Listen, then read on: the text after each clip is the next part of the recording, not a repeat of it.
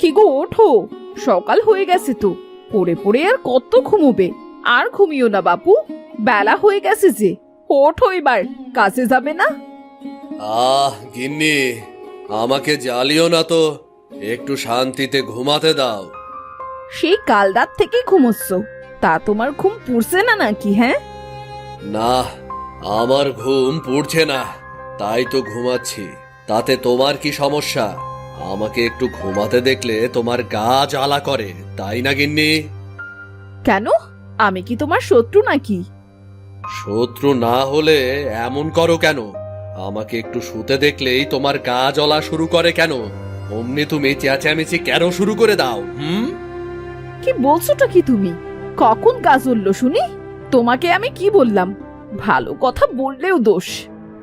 এখন তো তুমি কিছুই বুঝতে পারবে না। সেই কখন থেকে ডাকাডাকি শুরু করছো। তোমার জন্য তো কোনোদিন একটু শান্তিতে ঘুমাতেও পারি না। ডাকছে কি আর সাত করে? তুমি কাজে যাবে না? সকাল হয়ে গেছে তাই ডাকছিলাম। না, আমি কাজে যাব না। আজ সারাদিন শুয়েই থাকবো। দেখি তুমি কি করতে পারো। কাজে না গেলে আর কি করব? মেয়েটাকে নিয়ে তো না খেয়ে মরতে হবে। তোমার কি আর সেই চিন্তা আছে? ঘরে যে কোনো খাবার নেই, কিচ্ছুটি নেই, সেটা নিয়ে তো তোমার কোনো মাথা ব্যথাও নেই। আমার মাথা থাকলে তো মাথা ব্যথা থাকবে, তাই না? সব মাথা ব্যথা তো তোমার। তুমি তো কাজ করে প্রতিদিন বাজার করে নিয়ে আসো, সংসার চালাও। আমি তো কিচ্ছু করি না। হ্যাঁ হ্যাঁ, আমি সংসার চালাবো? তো তোমার সংসারে সারাদিন ভূতের বেকার খাটি কেন? হ্যাঁ, খামোকা খেটো না। আমি কি তোমাকে বলেছি খাটতে? না, তোমার মতো একদিন কাজে গেলাম আর একদিন ঘরে পড়ে থাকলাম। তুমি যদি ঠিক মতো কাজই করতে, তাহলে তো আমাদের সংসারে এত অভাবই থাকতো না। মেয়েটাকে নিয়ে দুবেলা ঠিক মতো খেতে পারতাম। সারাদিন এত খাই খাই করো কেন? খাওয়া ছাড়া আর কোনো কথা তুমি বলতে পারো না? আচ্ছা, খাওয়ার কথা না হয় বাদই দিলাম, ঘরটার কি অবস্থা সেদিকে তোমার কি কোনো খেয়াল আছে? কেন, ঘরের আবার কি হলো? সেটা তো তোমার চোখে পড়ে না।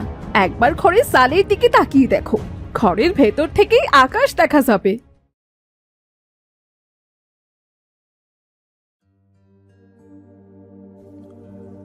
হ্যাঁ, তা তো আমি দেখি, কত ভালো লাগে। আরে, এটা দেখার জন্য তো ভাগ্য লাগে। ওরে আমার ভাগ্যওয়ালা রে! বর্ষার সময় যখন ঘরে পানিতে ভরে যাবে তখন বুঝবে, ঘরটা ভেঙে পড়বে, তখন দেখো ভাগ্যটা যেন আমার দুর্ভাগ্যে পরিণত না হয়। মা, ও মা, তোমরা আবার সকাল সকাল ঝগড়া শুরু করেছো কেন?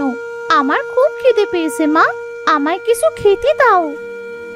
আমার কাছে খাবার না চেয়ে তোর বাপের কাছে চা। আমি তো সারাদিন শুধু খাই খাই করি। যা, তোর বাপের কাছ থেকেই খাবার চেয়ে খা। এতক্ষণ আমার সাথে চেঁচামেচি করে মন ভরেনি, এবার মেয়েটার সাথে শুরু করেছো। মুখ দিয়ে কোনো সময় ভালো কথা বের হয় না তোমার। বাবা, আমার খুব খিদে পেয়েছে, আমায় একটু খেতে দেবে বাবা? আমি যে আর পারছি না। তুই গিয়ে দেখ ঘরে কিছু আছে কিনা। আমি কাজে যাচ্ছি, কাজ থেকে আসার সময় আমি বাজার নিয়ে আসবো।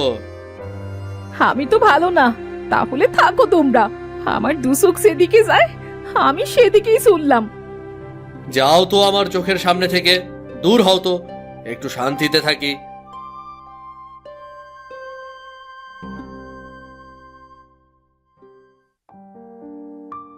রানী, মা আমার, তুই বাড়িতেই থাক।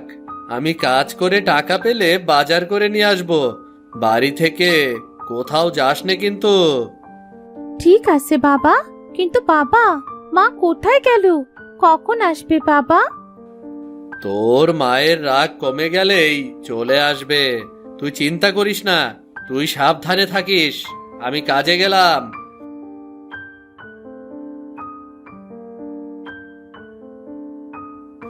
মদন কাজ করত গ্রামের মোড়লের বাড়িতে। সে কাজের জন্য মোড়লের বাড়ির উদ্দেশ্যে রওনা দিল।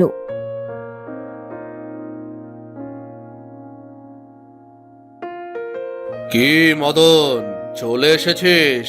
তা আজ এত দেরি হলো কেন? এই ঘুম থেকে উঠতে একটু দেরি হয়ে গেল। তা আজকে কি কাজ করতে হবে মোড়ল মশাই? আজকে কচু ক্ষেত থেকে কচু কাটতে হবে। সাবধানে কাটবি, এখন কিন্তু কচুর খুব দাম, একটাও যেন নষ্ট না হয়। আমার ওপর বিশ্বাস রাখতে পারেন, আমি থাকতে আপনার কোনো ক্ষতি হবে না। সে তো আমি জানি, এজন্যই তো তোকে কাজে নেই। না হলে তোর মতো কুড়ে কি কেউ কোনোদিন কাজে নেয়? তা একদমই কুড়মি না করে মন দিয়ে কাজ করবি, তাহলে তোকে পুরস্কার দেব।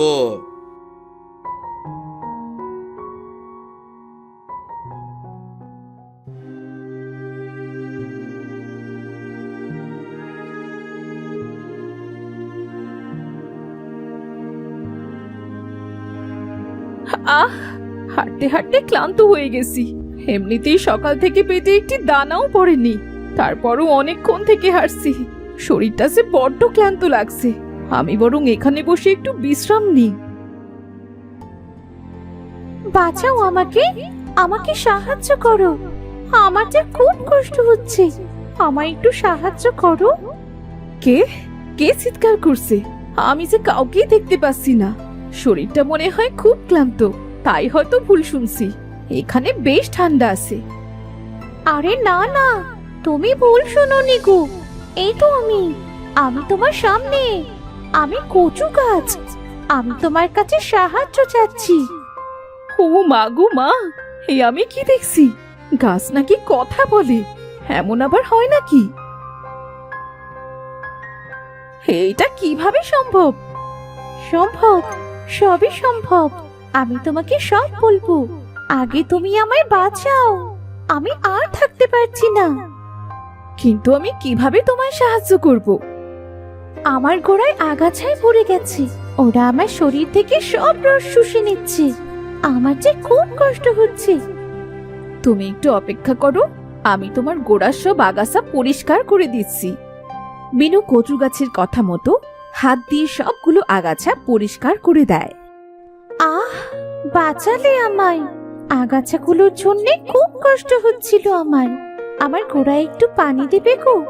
অনেকদিন হয়ে গেল পানি পাইনি। এখানে পানি পাবো কোথায়? আচ্ছা ঠিক আছে, তুমি একটু অপেক্ষা করো, আমি পানি খুঁজে নিয়ে আসি। ঠিক আছে মেয়ে, একটু তাড়াতাড়ি আসার চেষ্টা করো। চেষ্টায় আমার প্রাণ শুকিয়ে গেছে। ঠিক আছে, আমি পানি খুঁজতে গেলাম, তুমি আরেকটু কষ্ট করো, আমি এক্ষুনি ফিরে আসবো।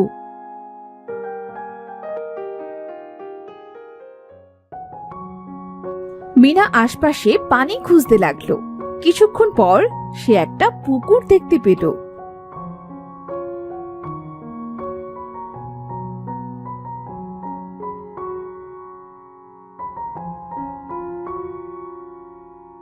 সেখান থেকে সে পানি এনে কচু গাছের গোড়ায় দিল। আহ, কতদিন পর পানি পেলাম। মনে হচ্ছে আমার প্রাণটা ফিরে এসেছে। তোমায় অনেক অনেক ধন্যবাদ গো। তুমি আমার বড় উপকার করেছো। তোমার এই উপকারের কথা আমি কোনোদিন ভুলবো না।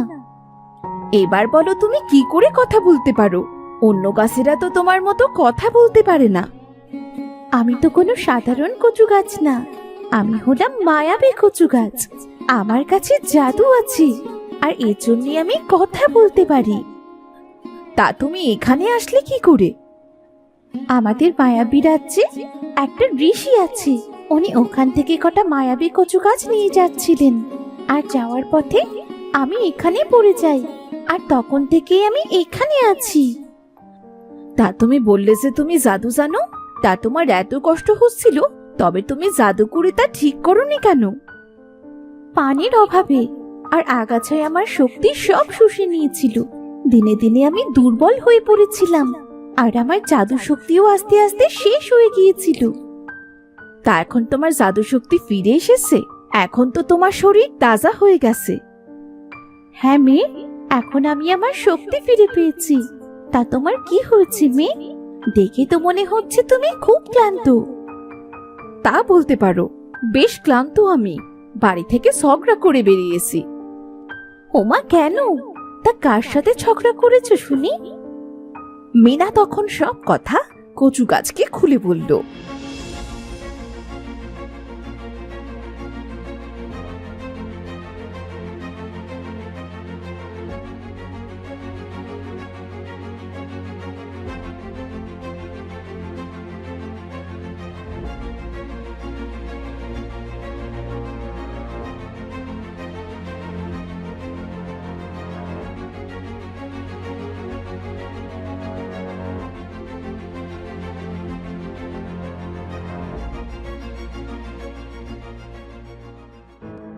তার মানে সারাদিন তুমি কিছু খাওনি?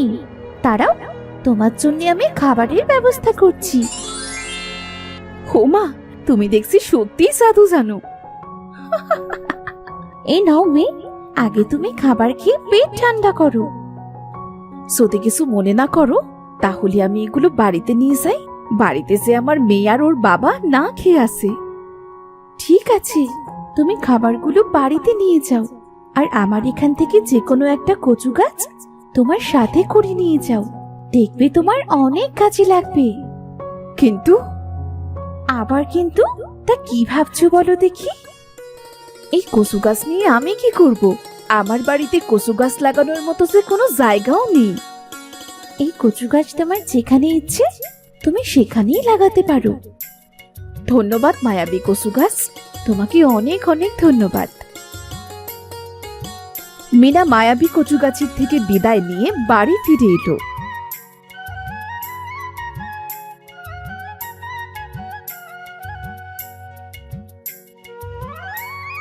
মা, ওমা, তুমি এসেছো? আমি সেই কখন থেকে তোমায় খুঁজছি। আমার একা একা খুব ভয় লাগছিল মা। ভাগলি মেয়ে আমার, তাও তো ভয় কিসের?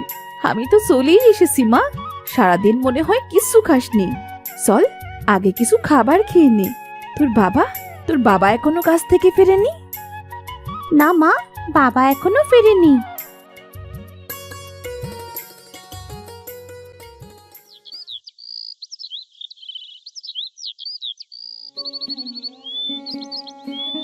রানী, রানী, কোথায় তুই? বাইরে আয়, দেখ মা, তোর জন্য কত কিছু এনেছি আমি। এত বাজার করে এনেছো মা? ও মা, দেখো মা, বাবা কত বাজার করে এনেছে। গিন্নি, তুমি বাড়িতে ফিরে এসেছো? আমাকে তুমি ক্ষমা করে দাও। তোমাকে ওভাবে বলা আমার ঠিক হয়নি। দেখো, আজ অনেক বাজার করে এনেছি। যাও, তাড়াতাড়ি রান্না বসাও। আজ অনেক কাজ করেছি, খুব খিদা পেয়েছে। বাবা, মাও তো অনেক মজার মজার খাবার এনেছে।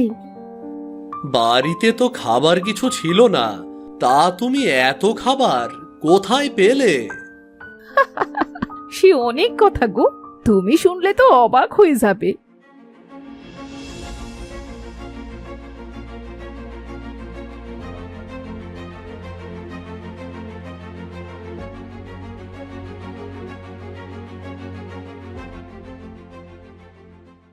কি আজব, কি আজব!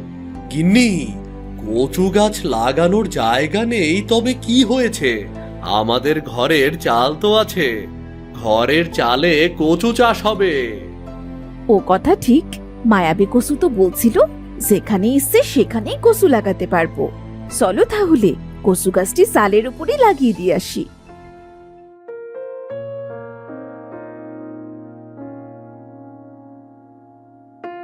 এরপর তারা খাবার শেষ করে একটা মই বেয়ে চালের উপরে উঠে কচু গাছটি লাগিয়ে দিল।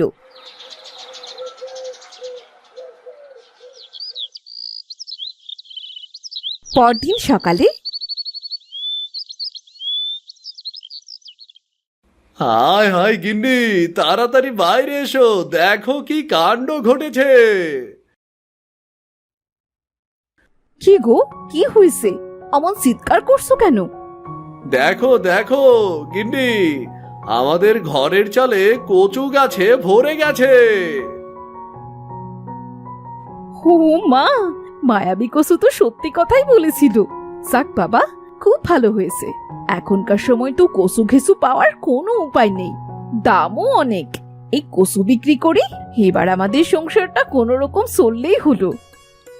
ভাঙা চালে কচু চাষ, সত্যি গিন্নি, কি অদ্ভুত তাই না? শুধু যে একদিক থেকে উপকার হলো এমনটি কিন্তু নয়। দেখো, ভাঙা চাল দিয়ে এখন আর আকাশ দেখা যাচ্ছে না, অর্থাৎ বর্ষার সময় ভাঙা চাল দিয়ে আর পানিও পড়বে না। কি বলো? এবার অলসতা ছেড়ে মন দিয়ে কচু চাষ করো, দেখবে আমাদের আর কোনো অভাব থাকবে না। হ্যাঁ গো গিন্নি, মনে হচ্ছে এই ভাঙা চালে কচু চাষ করেই আমাদের ভাগ্য ফিরবে। অনেকদিন হয় কচু খাইও না। যাও, আজ কিছু কচু রান্না করো।